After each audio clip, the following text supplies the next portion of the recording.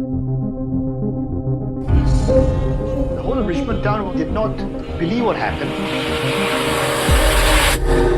शाकरी गई तो गई कहां। साल 1991 सबा खलीली अपनी मां शाकरे खलीली से करीब हर रोज बातें किया करती थी। शाकरे खलीली एक मैसूर के दीवान के ग्रैंड डॉटर थी। फिर एक दिन अचानक से उनकी मां का फोन सबा के पास आना बंद हो गया था। And suddenly one day no call. सबा बहुत कोशिश करती है अपनी मां से कांटेक्ट करने की, लेकिन वो कर नहीं पाती है। अंत में थक हार कर सबा 1992 में बेंगलुरु के अशोक नगर पुलिस स्टेशन में कंप्लेन लिखवाती है अपने स्टेप फादर के खिलाफ। सबा का बोलना था कि इन्होंने ही मेरी माँ के साथ कुछ किया है। पुलिस को लगभग 3 साल का वक्त लग जाता है सिर्फ ये पता करने में कि सबा खलीली की माँ जिंदा है भी या नहीं, क्योंकि शाकरे खलीली का पति पुलिस को लगातार गुमराह कर रहा था। वो कभी बोलता कि शाकरे हॉलिडे पे गई हुई है, तो कभी बोलता कि शी इज इन अमेरिका, तो कभी कुछ। मतलब वो लगातार पुलिस को टहला रहा था, उन्हें गुमराह कर रहा था। फिर करीब 3 साल बाद जाकर पता चलता है कि शाकरे खलीली को उनके ही पति ने उन्हीं के घर में उन्हीं के पैसों का खरीदा हुआ ताबूत में उन्हें बंद कर जिंदा दफना दिया था। यहाँ पे कुछ सवाल है। कौन थी शाकरे खलीली और उनके पति ने ही उनके साथ ऐसा क्यों किया? पुलिस को इतने दिन का समय क्यों लगा और आखिर में पुलिस ने इस केस को क्रैक कैसे किया? चलो जानते हैं इस केस को।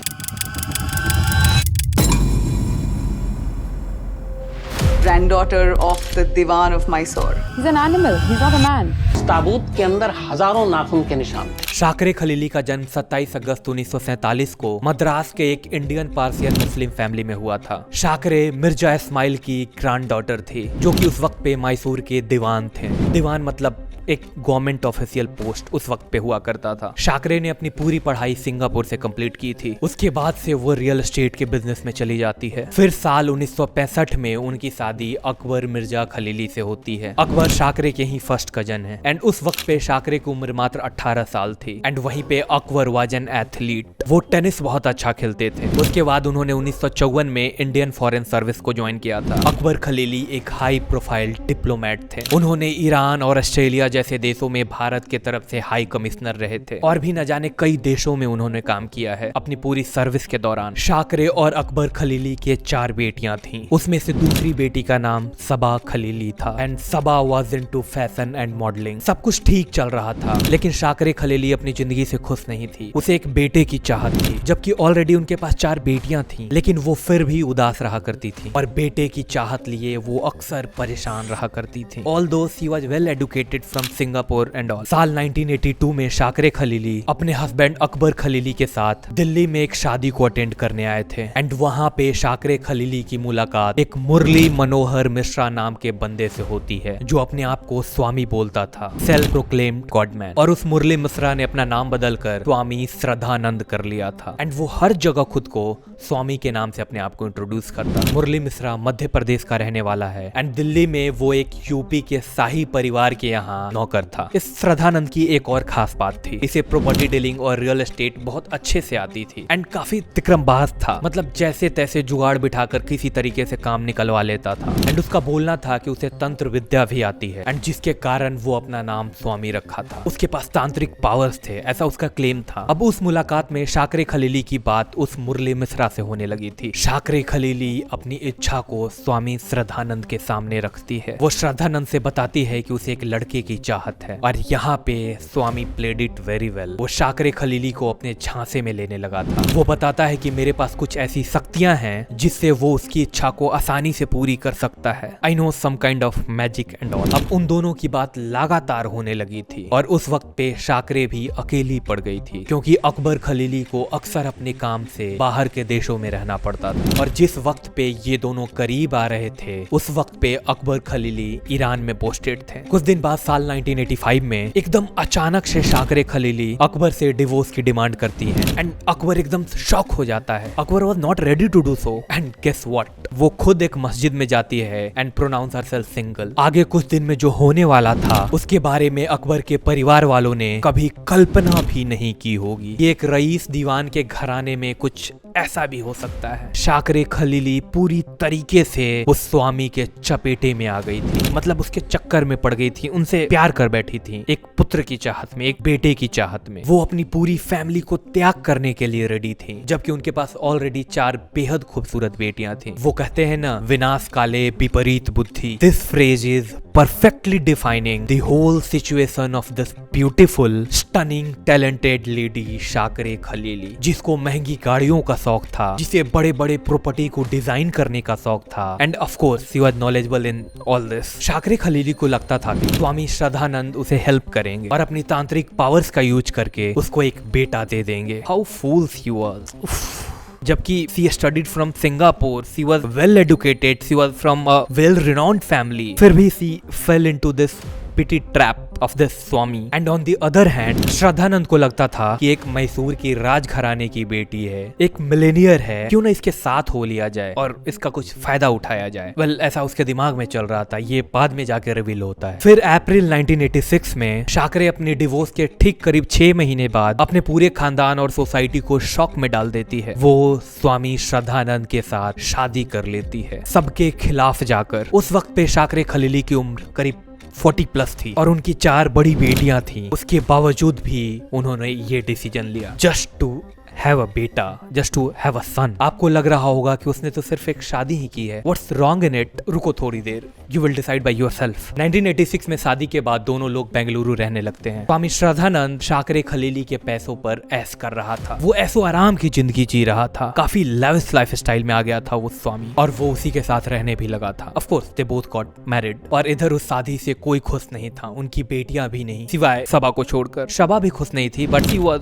Supporting her mother somehow. Obviously that was not making sense at all for them. शाकरे की दूसरी बेटी शबा खलीली से अक्सर बातें होती रहती थी, लेकिन एक दिन अचानक से उसके पास उसकी माँ का फोन आना बंद हो जाता है, और ये बात अप्रैल 1991 की है, जब उसकी बात होनी बंद हुई थी। And suddenly one day no call. फिर सबा श्रद्धानंद को फोन करती है, उससे अपनी माँ के बारे में पूछती है कि उसकी माँ किधर है। तो श्रद्धानंद उसे गुमराह करते रहता। वो कभी बोलता कि शाकरे हॉलिडे पे गई है, कहीं घूमने गई है, तो कभी बोलता कि वो अमेरिका में है, और इसी तरीके से वो शबा को टहलाते रहता है कई महीनों तक, करीब 8-10 महीनों तक। फिर अंतिम में शबा थक हार कर वापस मुंबई से बेंगलोर आती है अपनी माँ को ढूंढने के लिए, अपनी माँ के बारे में पता लगाने के लिए। बेंगलोर आने के बाद वो अशोकनगर के पुलिस स्टेशन में जाकर कंप्लेन लिखवाती है अपने स्टेप फादर के खिलाफ। वो लिखवाती है कि उसकी माँ मिसिंग है और उसका एकमात्र कारण मुरली मिश्रा है, स्वामी श्रद्धानंद, उसके स्टेप फादर। पुलिस श्रद्धानंद से पूछताछ करती है, लेकिन वो पुलिस को भी कुछ नहीं बताता है, वो उन्हें भी गुमराह करने लगता है। एंड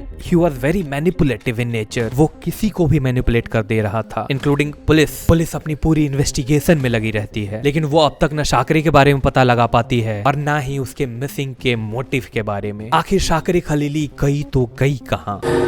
शाकरे गई तो गई कहाँ? ये एक ऐसा सवाल था जो उसके परिवार के साथ साथ पुलिस वालों को भी हॉन्ट कर रहा था। सबा खलीली का पुलिस स्टेशन में आना जाना लगातार जारी रहता है। वो अपनी माँ को ढूंढने के लिए बेचैन थी, वो गिव अप नहीं कर रही थी अभी तक। करीब 3 साल बीतने को थे, लेकिन तभी अप्रैल 1994 में पुलिस को एक छोटा क्लू मिलता है शाकरे खलीली के बारे में। एक लिकर शॉप के पास कुछ लोग नशे में बात कर रहे थे इसी केस के बारे में, एंड पुलिस वाले को भला बुरा बोल रहे थे, जैसे पुलिस वाले ढंग से अपनी काम नहीं करते, और अगर वो ढंग से काम करते तो अब तक मेरा साहब पकड़ा जाता। इस तरीके की बातें वो लोग कर रहे थे। अब पुलिस उस आदमी को बुलाकर पूछताछ करती है जो ये सारी बातें कर रही थी। तब जाकर पता चलता है कि श्रद्धानंद ने 1991 में एक ताबूत मंगवाया था, एक कॉफिन मंगवाया था, और वो कॉफिन ये बात बोलकर मंगवाया था कि उसे उसमें कुछ एंटीक पीस रखनी है। पुलिस ये सारी इन्फॉर्मेशन इकट्ठा करके अब श्रद्धानंद से पूछताछ में लगती है, एंड एक बार फिर से वो बिल्कुल उसी तरीके से पुलिस को गुमराह कर रहा था जैसे वो लगातार 3 साल से करते आ रहा था। वो पुलिस को कुछ नहीं बता रहा था। फिर जाकर उस व्यक्ति को श्रद्धानंद के सामने लाया जाता है।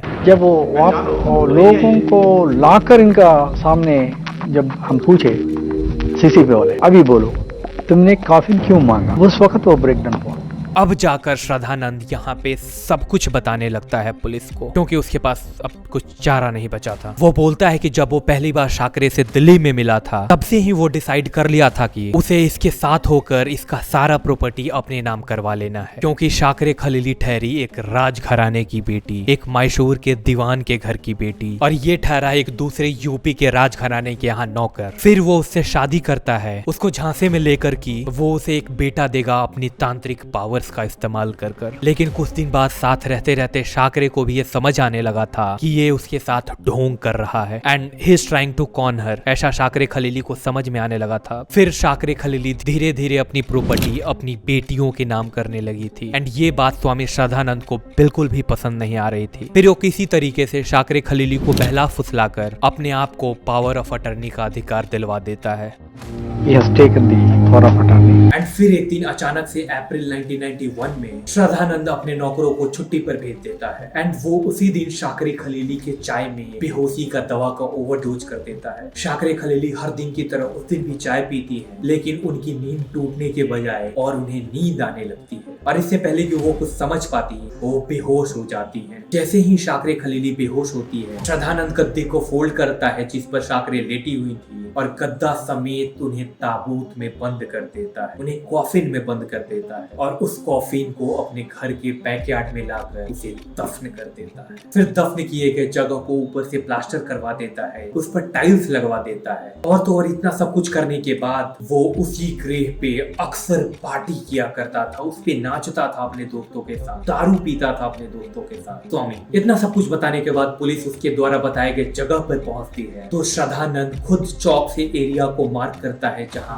उसने शाकरे को दफन किया था। पुलिस उस जगह को खोदती है तो वहां से डिकम्पोज्ड बॉडी मिलती है, या यूं कह लो कि सिर्फ और सिर्फ कंकाल मिलती है, इंसानी कंकाल। फिर उसके अंगूठी और कंगन से पहचान किया जाता है कि हाँ ये बॉडी शाकरे खलीली की है। लेकिन पुलिस उस स्केलेटन का डीएनए टेस्ट भी करवाती है ताकि गलती की कोई गुंजाइश ही न बचे, एंड उसके बाद ये कंफर्म हो जाता है कि शाकरे खलीली की डेथ हो गई है और मारने वाला उसका खुद का पति था। फॉरेंसिक रिपोर्ट से पता चलता है कि गद्दे और ताबूत में कई सारे खरोच के निशान थे, करीब सैकड़ों खरोच के निशान थे, और वो निशान इस बात की गवाही दे रही थी कि शाकरे खलीली को जब दफनाया गया था तब वो जिंदा थी। एक मैसूर के राजघराने की बेटी को एक नकली स्वामी ने प्रॉपर्टी के लालच में उसे जिंदा दफन कर दिया था। मामला कोर्ट में जाता है, ट्रायल चलता है, तब जाकर सेशन कोर्ट और हाई कोर्ट द्वारा श्रद्धानंद को फांसी की सजा सुनाई जाती है। लेकिन बाद में सुप्रीम कोर्ट में अपील के बाद सुप्रीम कोर्ट ने इस सजा को कम कर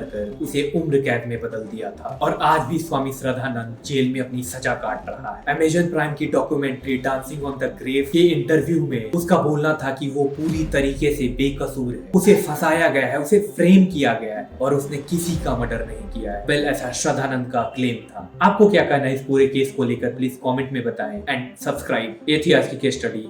बाय।